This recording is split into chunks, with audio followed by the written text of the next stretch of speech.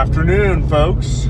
Headed south today, just across the county line south of me, about 26 or 27 miles into Graham County, where we, as you can see, have a pile of boxes back here, which is all filters for something I bought. I need to get home. And planning on using it to do some tillage this spring. That's a hint. You can kind of guess that it's going to be big if I'm doing tillage with it. And it's something, you know, if you've been around the channel, I used to have a Steiger.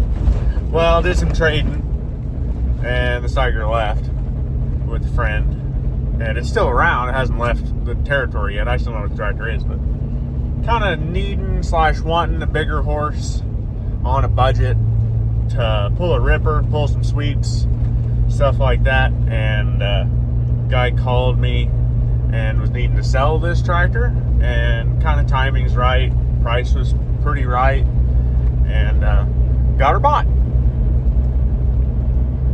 And something I'm pretty comfortable with, something we used to run a lot of on our farm. At one point in time, Dad had one that was pulling a 50-foot field cultivator, and we do not do tillage in that sort of scale anymore.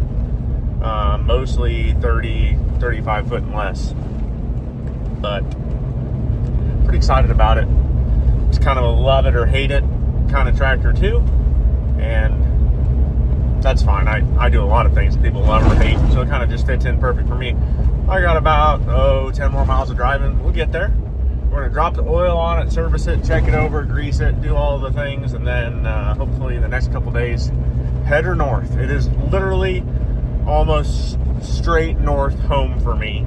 I think I had to go 2 miles east and then damn near straight north essentially to get it home. So not too bad, but it is time to get it home, get it all serviced up and hook it on to something and put it to work essentially. I needed another V8 diesel in my life, right? So here she is, what we're working on, what we bought. I've already heard this thing run and move and drove it about half a mile to this spot to a friend of mine. Actually bought it off his brother. We moved it here, so it's kind of in the open and out of his pasture essentially. So I could drop oil and put it to work. And before we walk around it, I'm gonna pull a drain plug here and get this thing started draining of oil, and then we'll discuss more. Now that we're draining, let's talk. I believe if I look this up, it's a 1974 Versatile 900 with a 903 V8 Cummins up there sticking out the sides of the hood. Tractor actually was even closer local to me up until about 2012. It was on local guy's sale. I think he passed away and they sold most of his machinery. I know his grandson, and we've talked about the tractor and the history of it, and the guy I bought the tractor from pretty much told me similar history. But John Kingham, they sold this on his auction in 2012, and these guys bought it essentially. And I believe, from what I've been told, John had recently sent it in the last couple years before then to Roy's Sales and Service and had it overhauled, the big old 903 up under the hood. And I actually kind of remember this tractor sitting in there getting worked on. So that's a good sign for what this is, because parts for a 903 Cummins are expensive. And I honestly think it might only have like 500 hours on the overhaul from what I was told. It's on 20.8 or 18.4. No, 18.4 38s all the way around, which is a little easier than getting 20.8 38s in my opinion. Ted said they did paint this tractor not that terribly long before John passed away. And I believe this is actually John's favorite tillage tractor, essentially. But we border those guys in a couple places. So really, really local tractor to me, essentially. I assume John bought it at Yost Farm Supply in St. Francis. One would think, just based on the stickers there. But if you know anything about these old Versatiles, they're pretty basic old girls. Just not a lot going on here. Planetary reduction drive. They're a 12-speed transmission. I think it's 3 gears and four ranges, or 4 ranges and 3 gears. I don't know. You get the gist. I do know the front inside duals are full of fluid. That's mildly unfortunate, but okay. We can kind of deal with that. Love the early Versatile Series 1s myself. We have an 800 on the lot for parts for this thing, actually, and parts for Dad's 895 that's still around. But the 895 needs a transmission, and getting Dad to spend money on that, easier said than done. 3 remotes here on the back, even though there's only 2 levers in the cab, so we might have to fab up another lever. No big deal. It does have the optional fenders, which is awesome. Love to see that. Makes it, you know, you're not gonna throw dirt and mud up on the cab. Overall, pretty clean. Not seeing a ton of leaks or anything like that here, so it makes that side of this much easier. I honestly, there's probably kind of looks like there's fluid in the rear tires too, but we're not gonna get too touchy on those yet. We'll probably swap out the valve stems and to make sure everything's aired up well. But I have heard the tractor run, have drove it a little bit, had a little bit of a clicking noise going on, or like a rubbing noise when you let off the clutch pedal. And after looking, and I'm not sure you guys can see it, but there's a cable in there rubbing on the drive shaft. So we need to zip tie that out of the way. And I think that should solve our problem. But we're just going to service this thing here today. Change the oil on the motor for sure. We're going to check all the other fluids, transmission, rear ends, hydraulic. Might wait to change those until I get home. Just out of convenience mostly. I mean, those 2 are right there, and I'm pretty sure those are fuel filters, so we'll get those changed out, except I don't have any diesel with me today, so maybe we won't change those out. Coolant filter here, we're going to change out, already draining engine oil. It's got a big old oil filter on the girl, and I think maybe there's one other. Yeah, there's another oil filter up underneath right there, so we'll get that changed out too. I mean, I ordered a bunch of filters for this thing, air filters too. Yeah, I need to check coolant, things like that. We're just getting it ready to head it home, essentially. That way I can put it to work. I have no idea if the air conditioner or any of that stuff works. Not really too largely concerned with it. Looks like it's probably been swapped to R134, but might still be on R12. We'll have to look a little closer into that as we go. I don't see place to couple in. Usually that's on the pump on these generally, but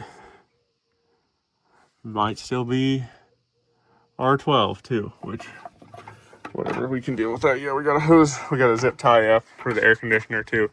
But like I said, ran and drove. Probably gonna have to order mufflers or straight pipes for it.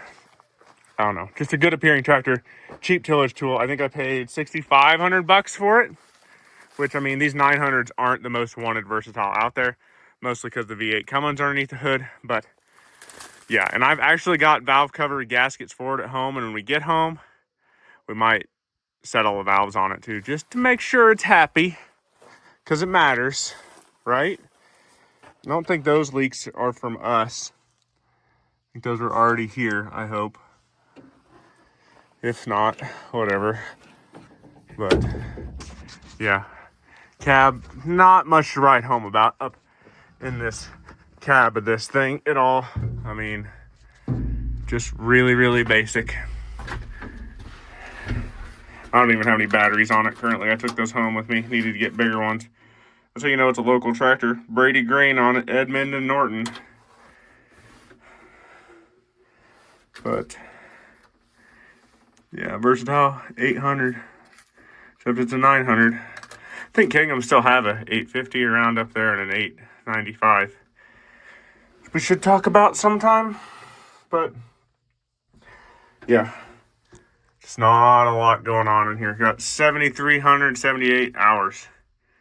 So we're going to assume it's done some work in its lifetime, which is totally expected. But for now, I'm going to get into changing oil, and we'll report back. Just to show you guys we're not dealing with the normal stuff. I mean, it's a big industrial truck motor, essentially. And I've already got oil filter change, air filter change. But this is a bypass oil filter, I believe. I got two different styles of filters for this in here. And the box for these filters is large. Like it's either this one here or I think, maybe not. Maybe I said it somewhere else. I had two big ass filters around here. And I'm going to guess that it's that box. But the filter is very large. Very, very large. Oh my. And I'm going to get a bath doing this. Oh my. That's the biggest oil filter I've ever changed. Woo. Hopefully the one in the box over there is the right one. I'm going to leave that one sit right there for a minute. Wow. Hard to not make a mess doing this too, because it drains right onto that hose right there and then onto the light, and just with a little bit of wind it gets messy. But we're going to get new filter dropped in there hopefully. I got the new filter dropped in there. Quite a deal. It's a big ass filter. Either way, I'm assuming I have to pre-fill this, because I mean I had to drain all the oil out of this. So we're going to fill the crankcase now to full. I pre-filled the oil filter that's right down there. So we're going to pre-fill everything here, I guess. Fill the crankcase. Pre-fill that up to the line here. And yeah, then I don't know if I'm going to mess with hydraulic filters today. Might wait till I get home to do those. I'll debate on it here a little bit. None of these filters are real old, which is a good sign. You just don't know, I guess. And I'm trying to recall, there's quite a few filters on this thing. Like there's one right back there that's a spin on, I see from here. And then I know forgot to bring diesel, so we won't touch the fuel filters until I do those. And then I know there's two filters down in there. You see the side of one of them, it's canister style, so that's a messy one to do, but again, needs done. Just trying to decide how far to take this paint job. Maybe not the greatest, but a paint job nonetheless. Still a cool tractor. Now I don't know what year Big A became a CarQuest, but that hydraulic filter's got a little age on it, so I'm glad we're doing this. We got new wicks right there to go on, and then we got these two canister styles to drop and replace next. And then all I've got left actually is the coolant filter, I believe, which somehow I forgot, so my bad. Big horse is serviced as far as I'm going to take it, besides the check antifreeze, gear oil in the rear end, and change fuel filters. That's it, essentially, and then we're ready to head it home. It was a little messy, as you can imagine. The old style canister filters just create a mess when you change those, and that's okay. It's done. It's serviced. Pretty much, hopefully get back here in the next couple days and get it home. Wind's supposed to blow like hell tomorrow. It's currently 95 degrees outside in March, so it's less than lovely. We've actually postponed drilling oats entirely, but this thing's serviced. Essentially, pretty easy to check the last few things before it leaves. And we can hammer it home. Pretty excited about this one. And it'll be a good one. It'll be a cheap horsepower. As long as you take care of that motor there, it'll take care of you. The adventure has begun. We've got a ways to go with this Versatile to get home, and I'm going to show you how we're doing it. Got the 900 hitched onto my little utility trailer. My Ranger sitting on it. I drove the Ranger down here this morning with tools and the last bit of supplies I needed. And we're gonna roll home here. I've got a pinhole on the purge tank on the top of the, well, it'd be for the cooling system, I guess. And it's dripping coolant out right along, but I've got quite a few extra gallons with me, and I don't have the radiator cap on tight to keep it cool and from blowing it everywhere. And we're not running that hard, so it should be fine here. Honestly, it's just one little pinhole, but it looks messier than it is. We got a ways to go home, about 26 miles. We'll be at this for a couple hours, I would say, unfortunately. But that's all right. I'm also leaking around the steering cylinders, it looks like, a little bit. That's not unexpected. But yeah, we're just gonna hop in and roll home. You don't want to get one of these Versatiles stuck between gears, so you always shift very with intent, let's go with that, and you always shift from a stop. There, it dropped in.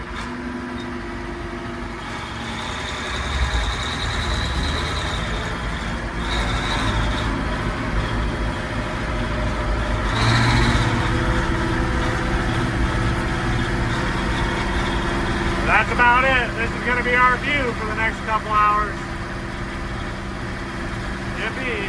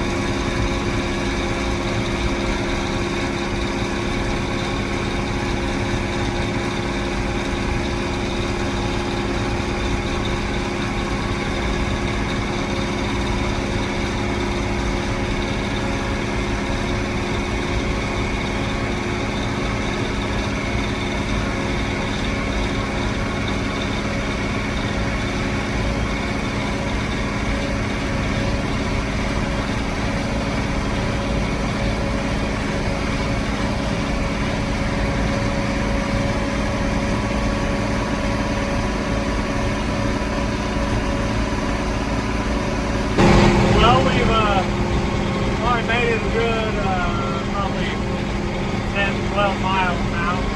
I do notice I have a pinhole on the coolant overflow and it's blowing back on the windshield. It's making kind of a mess, but we're going to ignore that. This thing holds like 15 gallons of coolant, so it's not a big deal. But we're now rolling into the former metropolis of Denver, Kansas. There's not much really going on here, I would say. Just fuel oil buildings, drain pits, stuff like that, essentially. No longer has a zip code or a post office. As you can probably tell, I think that's a church back there.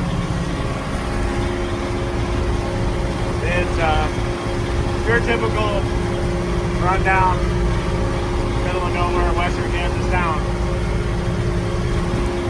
706 there.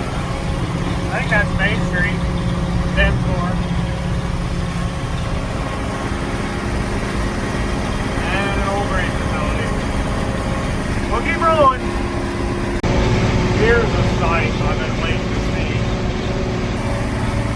That white spot over in the distance, that's the elevator for Alpena. That means we are getting very close. I got 2 more hills here.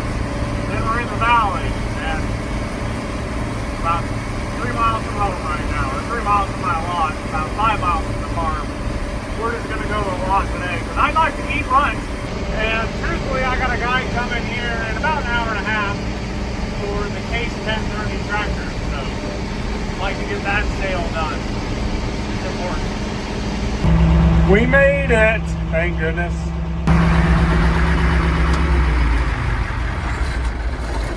I'm glad that was not an exciting trip here. Time to go get some late lunch and then load out a Case 1030, I'd say. And then I got like 5 or 6 things leaving Friday from my auction time sale. So, succeeding. I realize now that I should have ended this video yesterday, but that's good planning on my part. Because now the wind's howling and you son of bitches are going to complain about wind noise or me needing a mic or something stupid like that. And I don't really care at this point. I'm just going to keep doing me. But it's home. It's good. It runs. Obviously, we have some things to fix here. I do know, yeah, we're going to need mufflers or straight pipes or something there. Obviously, we have a coolant leak to fix. Honestly, should probably look at getting radiator hoses for it. Looking at those are a little scary. Everything else here, oils-wise, has been changed. I think I need to get a seal for the top of this bypass oil canister as well. What else are we thinking here? Yeah, this muffler is better, but still, I doubt it's long for this world. But as you can see here, I got a pinhole or rust hole right there in this overflow tank, and it's actually what you fill the radiator out of. So one of those things we probably need to look into and correct, I would say. What else we got here? Probably needs a bath now, unfortunately, because it got sprayed with antifreeze. That's okay. We got $650 in new batteries on the back. That's lovely. Rims are a little rusty, but I think we'll be okay. The front, I know, actually have fluid in them, or the front insides. I don't know about the rears. I haven't touched those yet. 3 remotes, but there's only 2 levers in the cab. We can figure that out down the line. Hydraulic cylinder here is leaking right there. I think they're both seeping a little. Interesting note, to keep going straight, I kind of had to sort of slowly turn to the right. So I'm wondering if the hand pump's going bad or something like that. But if it does, I have a solution for that problem. My solution is Arnie here, who you guys have probably seen in the background of videos for a long time. I drug Arnie in here back, Dad and I did in like 2022. Before I was doing YouTube. I'll share some videos and clips of that here. It was a deal.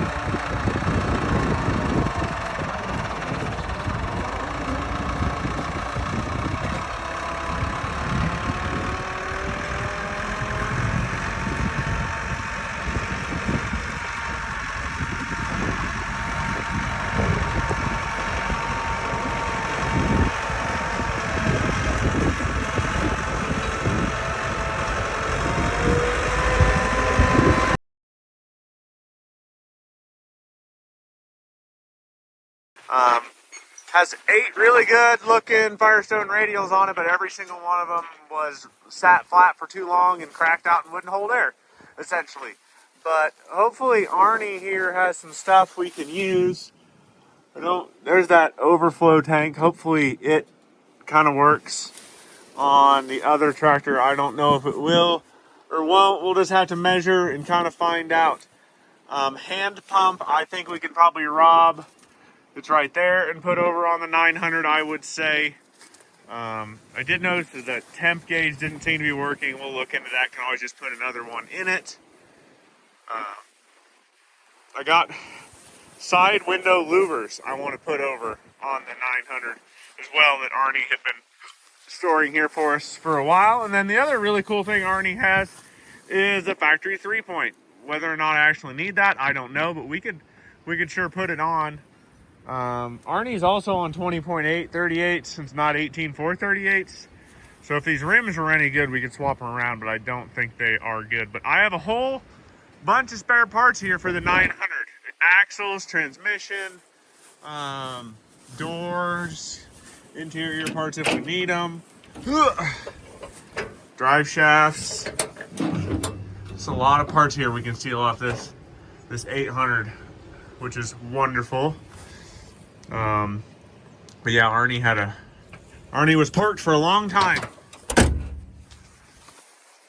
We bought him on auction time for like $900, $975. It was really cheap. Non-running, obviously, but getting that mess loaded at home was, well, it was a mess because 8 flat tires doesn't roll. And trying to push a tractor on 4 flat tires onto a trailer is like trying to push a rubber band around. It was between Claytonia and Cortland, Nebraska, I believe. Been a little bit now. But Arnie is essentially a parts donor, and I just love the giant turbo hanging off the side of it, essentially. But we will get back on the 900 real soon, because I've got like 675 or 700 acres of ground that was soybeans I want to run my sweeps on to kill some resistant grass. And it'd also be pretty good just hooking on our 7-shank gripper and go run through some terrace channels to increase infiltration and take away some compaction. But with that, guys, I'm tired of standing out in the wind, and I'm sure you're tired of listening to wind noise. So we're going to end this one. Don't forget about the SPPA Tractor Show. At the end of April 24th, we will have our poker run at 5:30 in the afternoon. The full show day will be the 25th, and then we'll have some other activities on the 26th as well. You guys take care. I'm on all the social medias as @TMontyIH. Have a good one. Go drag some out of the weeds and get it running.